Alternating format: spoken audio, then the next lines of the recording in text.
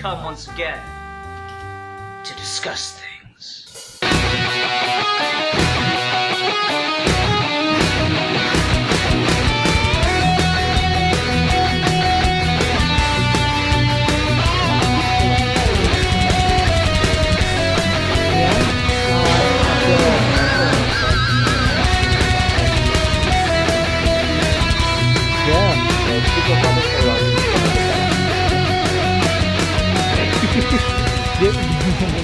We'll just go ahead and start. Hi, everyone. Welcome to this episode of Geeky Gentlemen. This will be, I guess, the final episode of Geeky Gentlemen Holiday Month, in which we didn't discuss any other holiday but Christmas, but damn it, I left it open for someone to mention. Interpretation. So here's your rant on the night before Christmas. You know, we should have done night before Christmas. That way you could have Halloween and Christmas in one go. Yeah, there we go. But anyway, so here we are for a review of Surviving Christmas. I'm Sid Part 2. Joining me today is Squatch Gang and Major Key. God, I always forget the number, the letters. Major Key 600. There we go. And so, like, this is just a movie that, like, I had kind of in the back of my head. I, like, remembered somewhat fondly, but I, like, not, like, you know, super close to me or whatever, so I wouldn't be disappointed if it turned out to be bad. And it's kind of like a little bit of a forgotten movie. It kind of just fell into obscurity at a certain point. And so I thought it'd be fun to kind of talk about, since I've been like the bitter bastard all Christmas long now. And I've just been talking about, oh, this is fucking consumerist and just so I figured I'd talk about something that's kind of commenting on that perspective of Christmas and stuff. So that's why I picked this. I guess we'll just start with this question. Have either of you heard of or seen this before? No, I don't think I'd heard of it, but I hadn't seen it, so this was the first time. Okay. Kieran? Never. I've never heard of this until you mentioned it to me. And are you glad you watched it, or what no? What the hell did you make me watch? I mean, well, like, it's like... I mean, I guess my ultimate summation of this movie is, like, so there's some Hollywood executive who's, you know, he's doing whatever in his house, and, like, he hears his, you know, son and his friend who are both in middle school talking, and one of them's like, okay, if someone offered you, like, $2 million to suck their dick, would you do it? And, like, that's pretty much... Yeah, that's really what this whole movie is like, you know, I'll give you all this money if you let me spend Christmas with you. And it's really awkward and really strange, but I think that's completely intentional. So it's intentional how awkward it is. It's just so weird. Like, it's like someone decided, like a writer's just like, hey, you know what? Bruce Wayne needs more psychological trauma.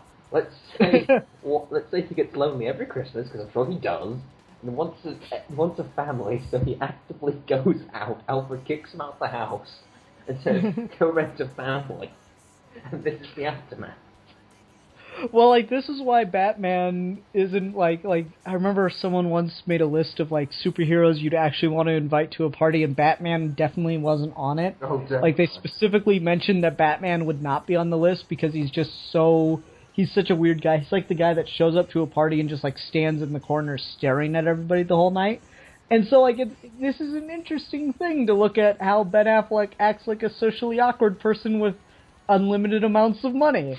To get kind of a peek into that. What were your general thoughts on it, Splotch?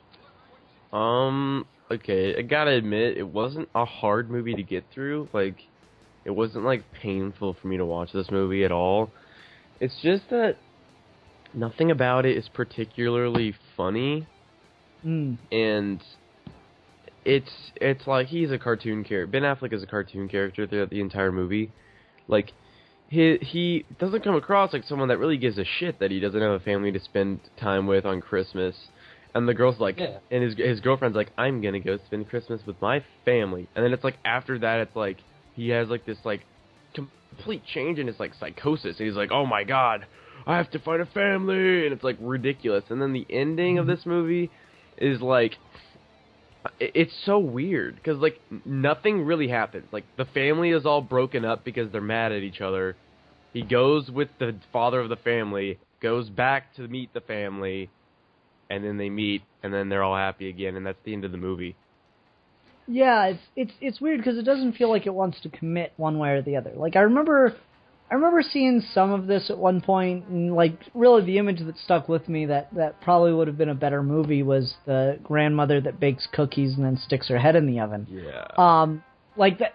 There's that opening scene, and it seems like it's going to be a really dark comedy. I mean, it has moments where it gets kind of out there, but it never really goes that dark again, and that's really what I've been hoping for. Because, like I said, I remember watching this at one point, but that was the only thing I really remembered from it, that Ben Affleck was in it. So I was curious to talk about this, and I don't know if I'm wholly disappointed, because I actually kind of laughed at some just how unbelievably awkward everything was. I found really amusing. Yeah, I mean, I laughed at Ben Affleck a couple times. I thought he was pretty funny in this movie. Obviously, like I said, he's like ridiculous and like, but I mean, I'm sure that's just the way he was told to act. Like this whole movie's really like that. Yeah, I mean, there's some stuff here and there that I like just how bizarre the whole situation is, and like, you know, when he's walking around the house after he gets hit in the head with the shovel, he's like, you know what we call this stair? The squeaky stair. Yeah, that was funny. Like, he's so... And when we get, like, the reveal with his character that, like, he never had a family and this might not even really be his house. Yeah. Like, it's so weird and awkward, and you realize it's just, like, a lonely dude who has no idea what, you know, a normal family Christmas is like. He's just completely idealized it in his head, and his only exposure to it was through, you know, Christmas specials and stuff. So that part I found really interesting. I wish they'd spent more time with stuff like that as opposed to, like, I mean, the bobsledding thing was kind of fun, but I don't know, it just felt kind of typical for a Christmas movie to have a over-the-top bobsledding scene. Reminds me, once again, of a Christmas Vacation. Yeah.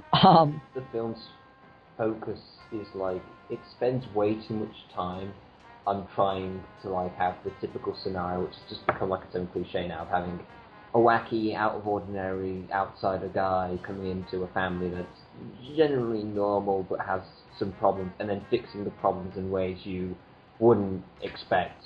Instead of, like, focusing on the real interesting lead of it is of how this character perceives Christmas, and how he perceives, not just perceives Christmas, but how he perceives his own life.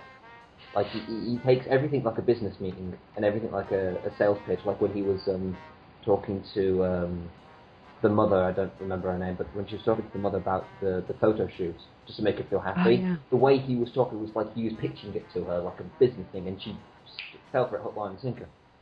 Yeah. And I guess the real moral of this story is that money fixes every problem. I guess. Yeah, Bruce Wayne. Like, seriously, just every single problem this family has, like, that he comes in and the family's, like, on the verge of collapse, but then he throws his money around and fixes all their problems for them. The Yeah, best character I think in that movie was Tom, the dad. He was the best part of that movie. I think it's kind of trying to say a different message than what you're saying, but I think maybe it doesn't do it well enough, and it comes across like that, because I think it's very clear, it's like, well, money can fix all of their problems, but his problem is, like, loneliness, like, he doesn't have a family, and that's the problem you can't fix. And, yeah, actually, no, he fixes it with money, so never mind. You're right, fixes this it movie... with money. Literally, like, the first 20 minutes, he's just like, get the fuck out of my house. But get the fuck out of my house. I'll give you, like, $2 million. Welcome home, son. Yeah. Right? So I was gonna defend it, but no, you're 100% right. That's actually the moral of this story, is that money fixes your problems, everything. even loneliness. Wayne's bank account. Like, seriously, I mean, maybe this is the ultimate Christmas movie then, in that, like, the ultimate modern Christmas movie, in that, you know, it's the whole drive for buying your way to happiness. And I mean, like, once again, it's a little cynical, but it's like, that's kind of what the movie sets up. So I thought this was going to be a very different movie than what we got, and I don't know if I enjoy it for what it is, because I feel like I don't want to say disappointed, but I do feel a little let down from what it could have been, because, you know, you just have that great opening where, like, the guy's giving everything to Santa Claus. Like, I feel like that scene in the opening credits was extended a bit further. The guy would just end up literally taking the shirt off of his back and throwing it in Santa Claus's bin. Like, I thought it was just going to be this really, really bitter, kind of dark Santa Claus, or Christmas movie, similar to Bad Santa. If it was going to be really cynical, and Yeah, that would have been really fun. That would have been a cool contrast, considering the actual character, Ben Affleck. He reminds me a lot of Will Ferrell's Elf, but with a lot of money. That's kind of what he is, like this little child in a grown-up's body that doesn't really have a right perceptive of what the world actually is, just this little fantasy world of how it is. And that would have been really cool, because you have this innocent character in like a world that is very cynical, very dark, and very just like the consumerism stuff. And then you could have had like him understand the true meaning of Christmas, and then change what Christmas should be, and not just the kind of consumerism that he's literally been grown up on, that he uses as a business. Yeah, and I mean, I think there's, like, some lessons that he gets from it. Like, you know, he has that whole thing where she shares that special memory with him and then about he fucks it up the using tree. consumerism. So yeah, that's a good one. Yeah, like, he does the right thing in that he kind of, you know, he puts his resources to recreating that, but then he puts too much of his resources and goes too far with it and just, like, Disneyfies it or whatever. He turns her, like, special moment into just absolute garbage crap that's been, like, spoon-fed to him. And it's like, well, it's like he's trying to live his life through Christmas specials or whatever. It's like, oh, well, in a Christmas movie or a Christmas special, someone would have told a character this, and then they'd do something outrageous to make that person happy, and, like, all these other things would happen at the same time, and you know, the whole choirs would sing and blah, blah, blah, blah, blah. Yeah, I would like that. So, I would like an actual Christmas movie based around someone that's only perceptive of Christmas is Christmas specials, and literally plays them out like that. You only get a little bit of that, like literally near the end when he's watching Scrooge, and then they go to the play where the grandfather's part of Scrooge. That's about the only indication you get of anything like that. Well, I don't know. Like, I think the whole thing is he's trying to live through. He's trying to act like the way he thinks families act, and the only real reference he has is, you know, Christmas specials. I think it'd be easier if they like reference that a bit more. Like he like takes him into a room, puts on a Christmas special. Like that's how you're supposed to act. Like on the times when they're just acting normally how they're like, no, that's how you're supposed to act. Like my dad always did stuff like that. Like, and then you could. Well, no, I think there is a lot of that, because there's like when they're sitting around the dinner table and he passes around the script. Like I forgot about that. Yeah, that the whole dialogue reads like a Christmas special. Yeah. Yeah. Okay, like, I do that. Except the mother saying, "Come on, son, do me." Right. Oh, it's like, okay, that didn't come off exactly like I expected it to. You know, maybe a couple rewrites. I don't know. So it's definitely a weird choice, and I'm excited to get a little more into it with you guys. So Kieran, you started out this by saying you wanted to hit Ben Affleck with a truck. Do you mean that genuinely, or do you think it was intentional that you were supposed to react that way to his character? At the beginning, I thought I was supposed to hate him because of how annoying Ben Affleck portrayed the character. And let me bear this in mind. I'm a Scrooge when it comes to the build-up to Christmas until actually Christmas happens, and then I become the most giddiest child ever. So I'm literally the embodiment of Christmas Carol. But the mere fact that also, like, using the comparison of Will Ferrell's Elf, I also want to hit Will Ferrell in that movie with a truck. Because of just how overly happy they are. I just want to hit them so bad. And this guy is just not the fact that he's overly happy, but the fact that he uses all his money on renting a family. And in the end, gets what he wants, really. Through the power of what we said before. Money. I want to hit him so hard. That cafe diner they're in, I just want to run it over with a truck. How'd you react to his character, Squatch? Like, I don't know, like I said, like, he's pretty much a cartoon character the entire movie, like, ridiculously, like no one acts like that. Yeah. But, I mean, the entire conceit of the movie relies on the fact that he would pay to live with another family, which is, like, not something that would happen. So, I mean, you can't even take the movie seriously, which isn't a problem. Like, it's not really supposed to take it very seriously. So within the context of the movie, I guess he's fine. It's just weird that he really doesn't have any reason It's played up as if like his girlfriend says something that really gets him thinking about how lonely he is, and he becomes like a maniac trying to find a family to stay with for Christmas. Yeah. Mm-hmm. Like it's not a very gradual or realistic change, or like It's not a compelling epiphany. reason to change, yeah.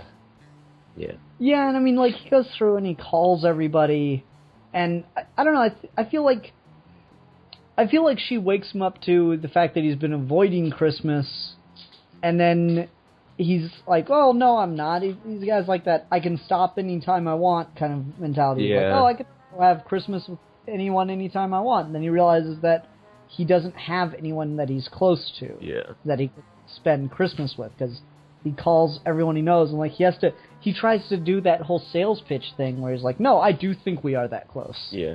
So he's just trying really, really hard to be a part of something, and I don't know, I feel like that's kind of what he was like as a kid too, is he was trying to find a family to spend Christmas with when he was a child. I think the better way to like show that is like the scene we actually had much later in the film when he got back to his apartment after the whole blowout and the typical that kind of thing, and he looked outside the window and saw the Christmas, the different families celebrating Christmas. If we had that with him just in his apartment looking at that, then that's his epiphany to, oh shit, I don't have a family, I don't have Christmas, that's really depressing.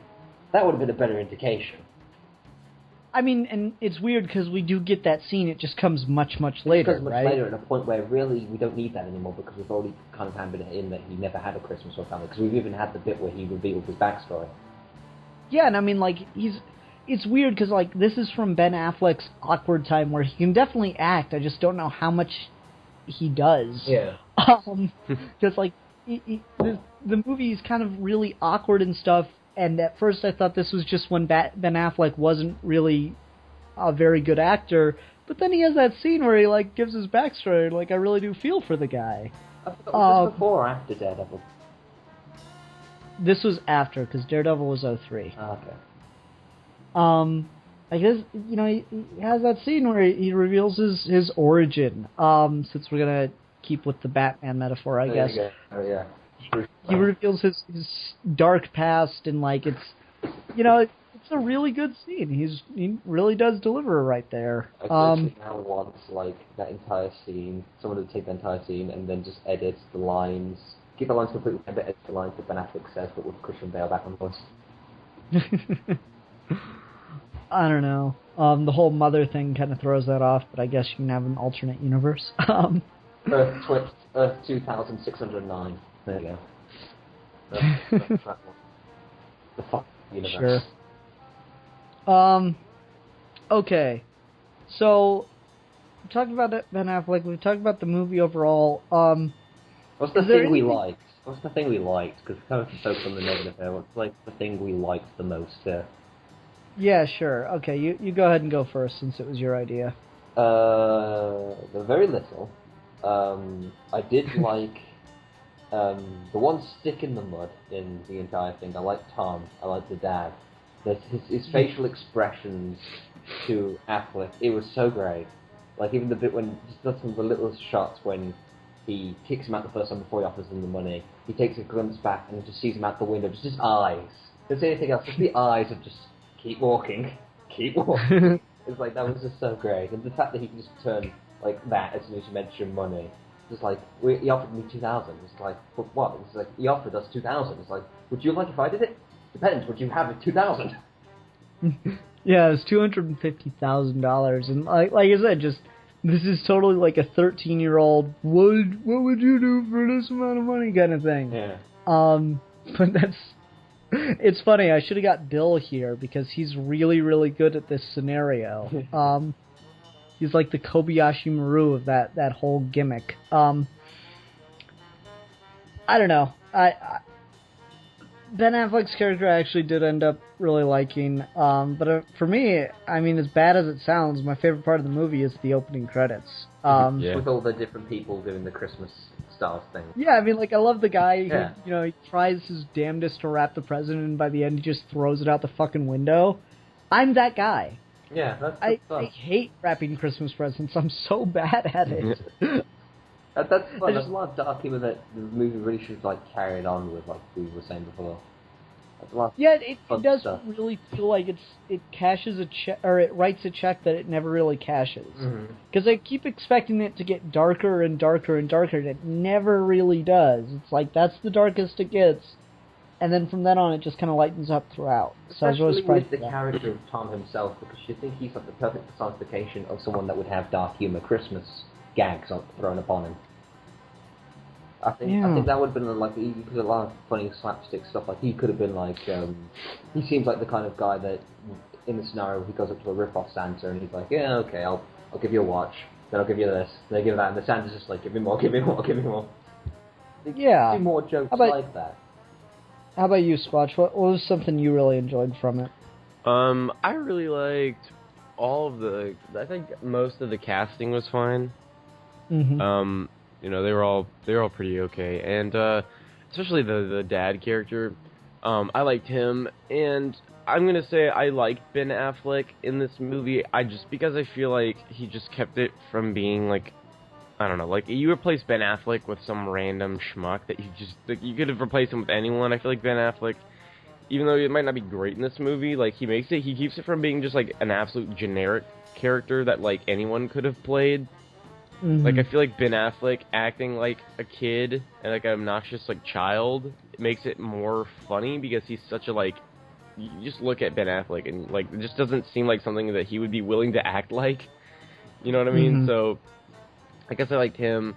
I don't know. Some of the scenes in this movie were funny, and like I said, it wasn't a hard movie to watch. I think it was paced fine, and there were some funny things in it, and it wasn't like offensively terrible in any part. So it's just like a movie where I feel like there's good things in it. It's just like kind of when you step back and look at it, like it's just not a great movie overall, but there are some things, particularly the actors, that kind of keep it from being like a terrible movie. Yeah, and I guess that kind of leads me to another question I was going to ask, but real quick I'm going to mention, I think my favorite scene since you mentioned Ben Affleck and Kieran mentioned Tom, I love the snowball fight where not really the fight itself, just when they come back in and Ben Affleck just looks like he's got the shit kicked out of him. He goes, thought we said no ice balls, man. Oh, we did? Right.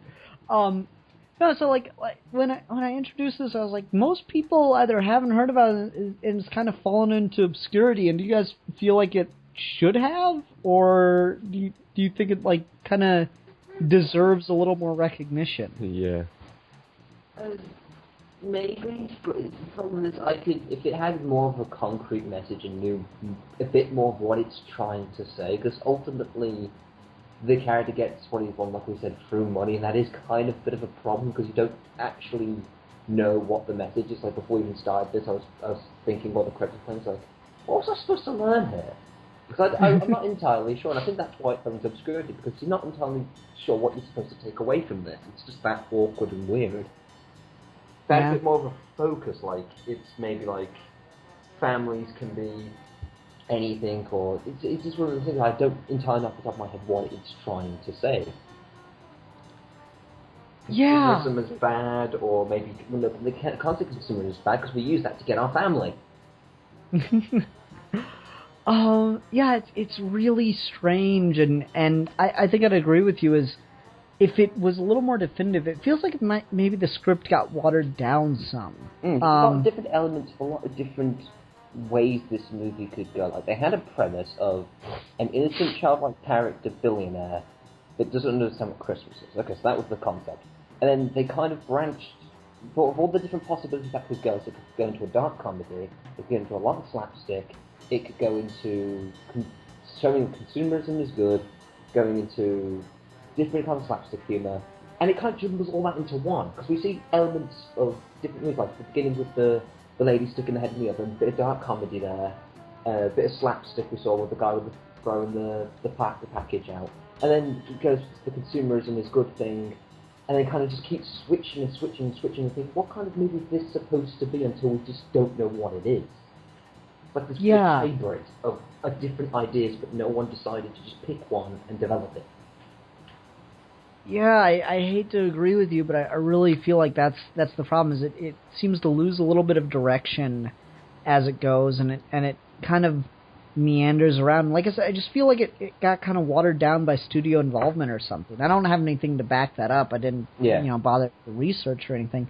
It just feels like there's a version of this that had a little more teeth, and it got kind of cut felt down. like the guy came up with this interesting concept, and then put it into the writing staff, and everyone had their own little idea, and then they all just threw it into one pot, mixed it together, and boom, we had this. That's the thing. I'm not even sure it's that. Like, I think it might have just been literally they're like, okay, the studio's like, we need a Christmas movie. Okay, we have a script, Surviving Christmas. Okay, how can we get people to go see this movie? Ben Affleck. It's a good question, actually. Why is it called Surviving Christmas? Is it just the mere fact that the fans... Well, I think it's because they're all putting up with him. Yeah, because of the fans perspective, they will have to put up with him, because sometimes I was actually thinking, is this movie testing me? Do I have to survive this movie? Is that the test here? But it's a weird title as well, because it's like, well, it took, obviously from the family's perspective, that they have to put up with him.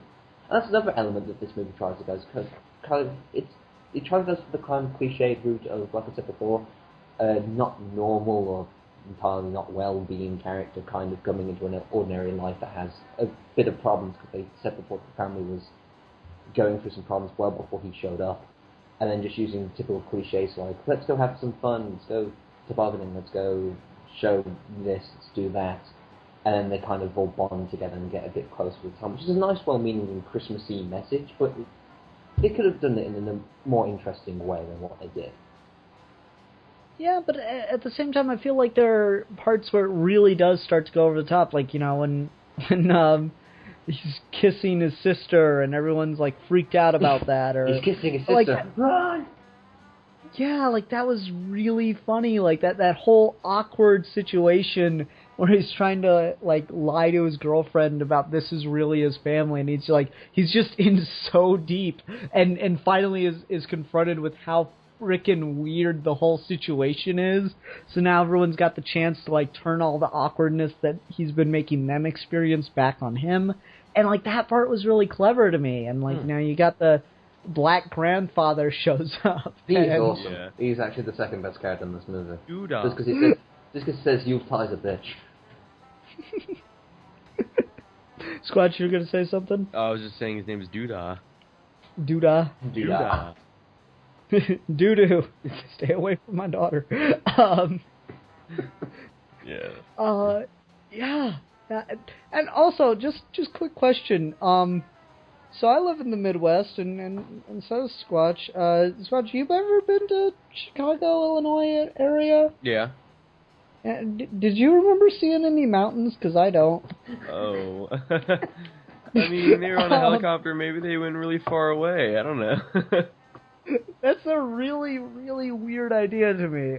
They just, like they make it look like it's going to be a hill, and then you can clearly see mountains around, and I'm like, wait, what? Yeah. I was actually thinking for a couple of seconds, wait, are you in, like, the Himalayas? What?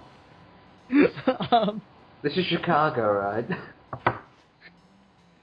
I don't know, that one kind of got me as, like, a really weird plot point. It's like, and now he's going to use thousands of dollars to fly them across the country to go to some mountains. Yeah. So they can go tobogganing. You almost don't even realize how rich he really is. Like, I was like, how does he have this much money? And I was like, well, I guess he does have a big apartment. Like, I don't know. It's almost, in the beginning, they don't really even establish that he's that filthy rich. Yeah. He's got a really nice apartment, and he's just really good at his job. It doesn't even look like he's got a well-paying job. It's just a pretty decent job that he's really good at. Yeah. Yeah, it is really questionable. And, like, I mean, it's funny because this is... Bill and I did a video a while back where it was, like, bottom 5 tropes, and one of my bottom 5 tropes is characters with infinite amounts of money. Bruce Wayne. Like, well, no, not like that. Like, you ever watch How I Met Your Mother? You'll just have a guy who seems to be living, kind of an upper middle class lifestyle, but anytime on the show that they want to do something extravagant, it's always him that ended up paying for it. And it just gets so outrageous and over the top. Like, Frasier did the same thing where, like, he and his brother went 50-50 on buying a restaurant in one episode, and they're so unable to work together that the thing like damn near burns to the ground on opening night. Yeah. And then the next episode they're still just as rich. I'm like, okay, how much money could you possibly have? So that's like always a trope that really bothers me, where we just let a character be outrageously rich. They don't actually, Like, other than his job, they don't actually really explain how he's that rich. Because then you think, okay, if you're that rich, and the fact that he is very like got child mentality, so I'm really curious to how the heck he scored a job like that. But not only just taking all that aside, his family's not rich. His dad run nothing, and his mom, what was a waitress at a cafe? yeah, so like he obviously No family made inherited. He clearly made his money, and just how the hell did he do the job he's got? right. It is a really weird. Like there's a lot of things unexplained, and I hate to say it, but I think the more I talk about this movie, the less I enjoy it. Yeah, that's just kind of what dawned on me when I was watching. I was like, oh yeah, I feel god. the same way. Yeah. Is that one expression to say it? You want to hit the movie with a truck? I don't know if I'd go that far. Like, I didn't hate it or anything. I was just kind of like, oh, this isn't at all what I'd hoped it'd be. And so I'm kind of... The title has... Even the title's a kind of me thing, because once again, I think this really should have gone the route of having an innocent character with... At least give him an explanation for infinite amount of money. Just give, say, the parents, family and heritage, that's fine, I don't care, but give them an explanation of having an innocent character that has no perception of Christmas in this really dark comedy. And then just that way you have a lot of really funny gags and jokes and stuff to play off on. Opposed to what actually happened.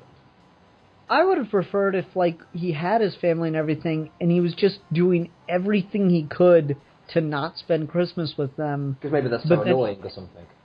Yeah, but then he ends up doing so, and he's just trying, like, he's just immediately regrets the decision. Like, I would have liked it to be, he goes home for Christmas, even though he tried to avoid it, and now that he's there, now we see why he has to survive this. Like, why his family is just so goddamn awful to be around.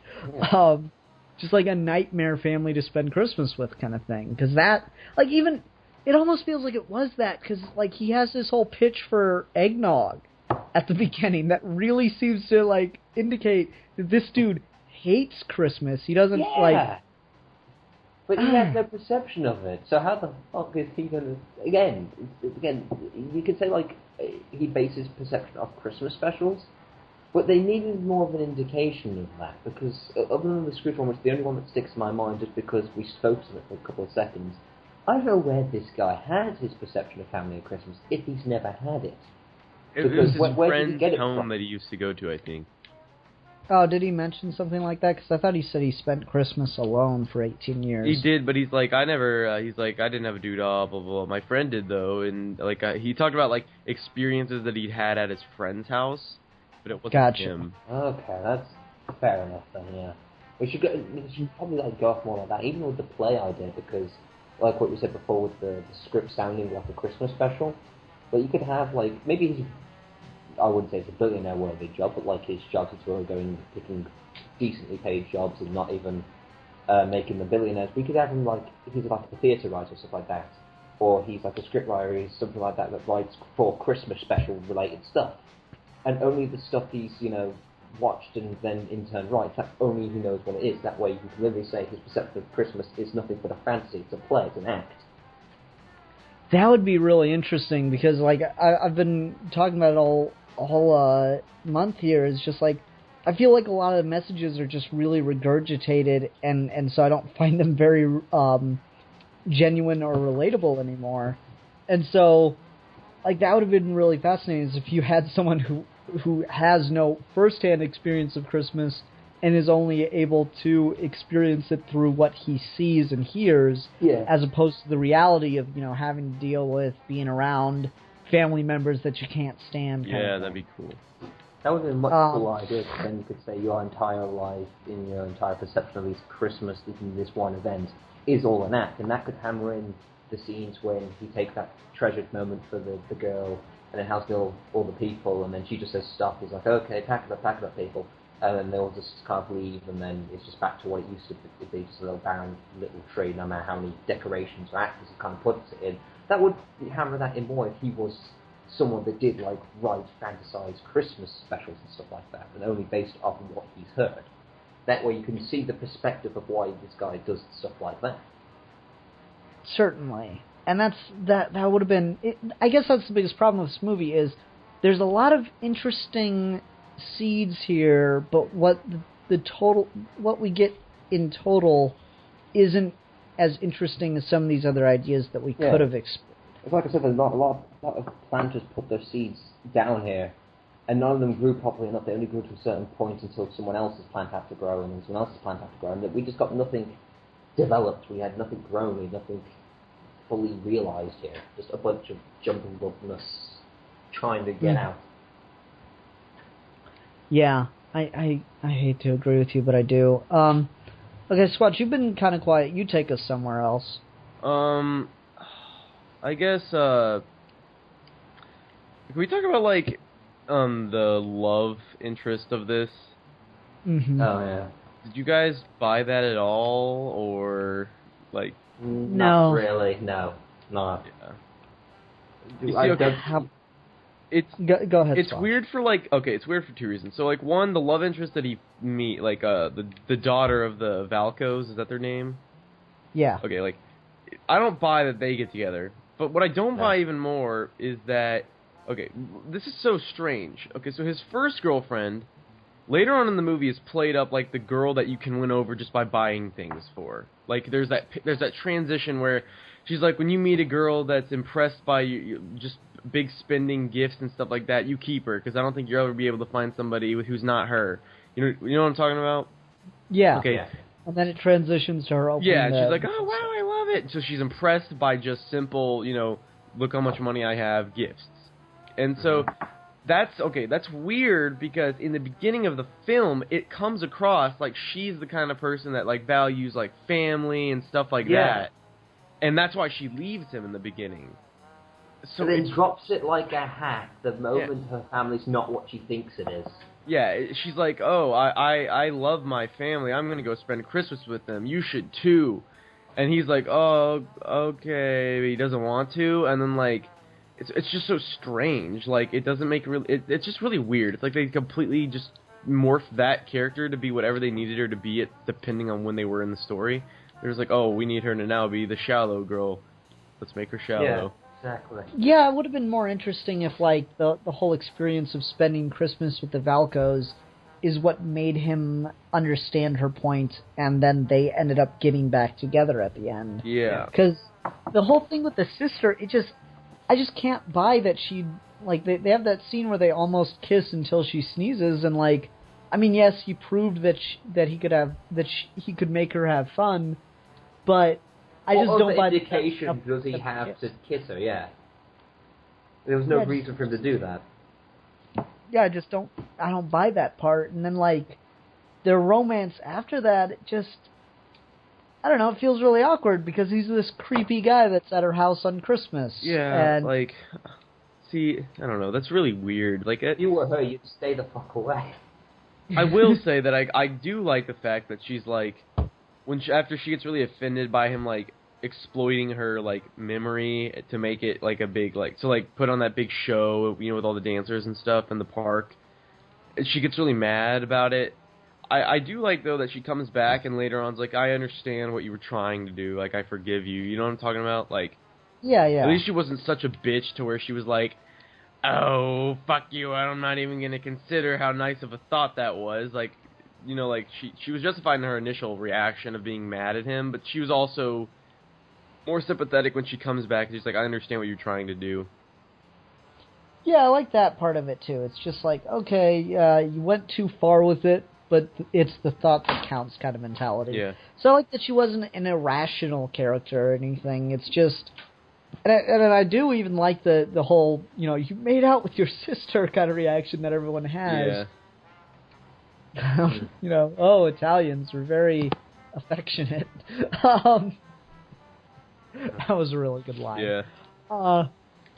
I don't know. You're right though. The love interest thing really does, it comes out because we have to have a love interest. Yeah, especially in like a Christmas movie where you have a guy like Ben Affleck who's like an attractive guy, gotta have love interest. Yeah, and I mean it's even stranger because, especially when the girlfriend comes back, like she still isn't. They still don't really seem to know what to do with her because her family freaks out and leaves.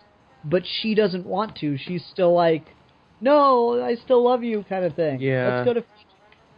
That was really out of place. Because, like, I can't make up my mind about what kind of person she is at that point. Yeah. Yeah. It's weird. Exactly.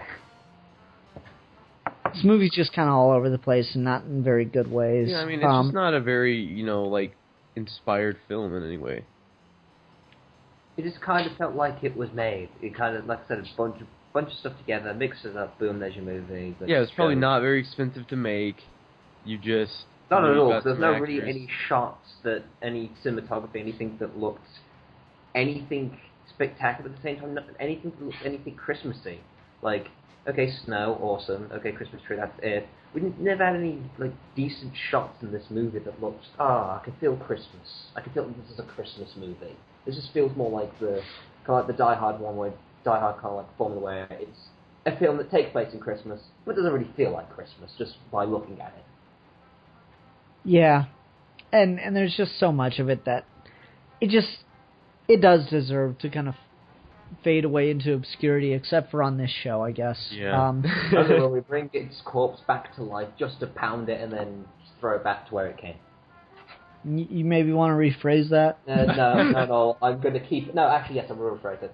Drag its corpse, put it on the street, so like a truck, and then put it back where it came from. There you go. That's okay. Well, I hate to wrap up kind of short, but I don't really have much else to say about it. Yeah, I mean, there's not really much to say about this movie, though. That's the thing. Like, yeah, it's like a Diet Coke. It's like I had it. It kind of tasted like Coke, but we all know it really didn't.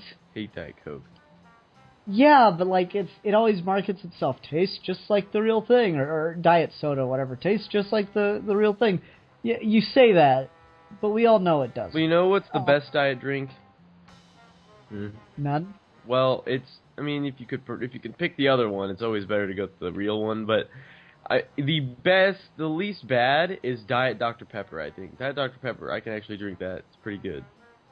Fair enough. Okay, so there's Squatch's review of Diet Dr. Pepper. Yeah. Go buy it. Only here on Geeky Gentleman. Official sponsor of Geeky Gentleman. I don't know. It's the diet soda of Christmas films. All right, let's go ahead and do a rating real quick. I'll go first. I'm gonna go ahead and give this. Oh wow, I can't believe I'm gonna have to go this low, but I'm gonna give it a 1.5 out of 5. Iced over Christmas trees, memories that are ruined by Disneyfication.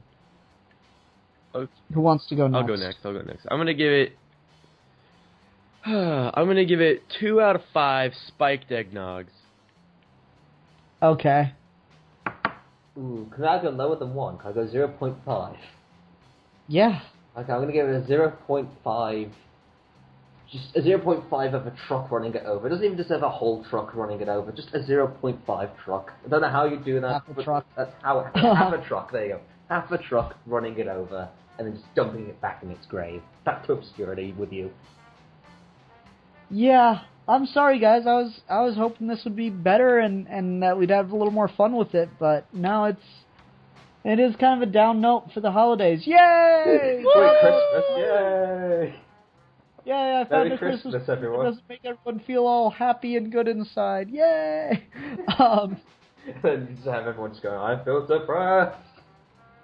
Yep, pretty much. Well, shit. When's the next episode gonna be? Hold on. I need to start doing this beforehand. Behind the scenes, gentlemen. Yeah, I don't know. I don't know what we're gonna talk about next time. I don't know whose Probably topic. hopefully more positive. Yeah, I'll make Steve pick the topic for next time. We'll talk about some kind of discussion topic. Oh, if it's Steve, it's probably got something to involve philosophy. There you go. At least it'd be like fake. Probably. He'll figure out something. He'll be all like, we're gonna talk about, I don't know, Kylo Ren or something. The nature of the Force Awakens. Yeah, there we go. We should do that. Screw that. Yes, we should do that. Force Awakens. I should. I want to do a video on Force Awakens. I just don't know anyone who hasn't already talked about it yet. I don't care. Talk about do it it. some more. No one can not Grab talk about everyone. it enough. Yeah, So okay. Alright, well, everyone, thank you very much for listening. Until next time, I'm the Philosopher. Anytime now. One of you. I'm the silence. And what are you? I'm the silence. Damn it. I don't know about you. Go on. One more. What? That me? What are you? Oh, What are you? I'm a sex bomb. I said it. I'm a sex bomb. Oh, okay. Yes. Oh, you were so quiet and reserved, though. You needed to own that, man. Yeah. I'm a sex bomb. There we go. Okay, and we are your geeky gentlemen, and we will be discussing obscure Christmas movies from the early 2000s. No, please. Bye.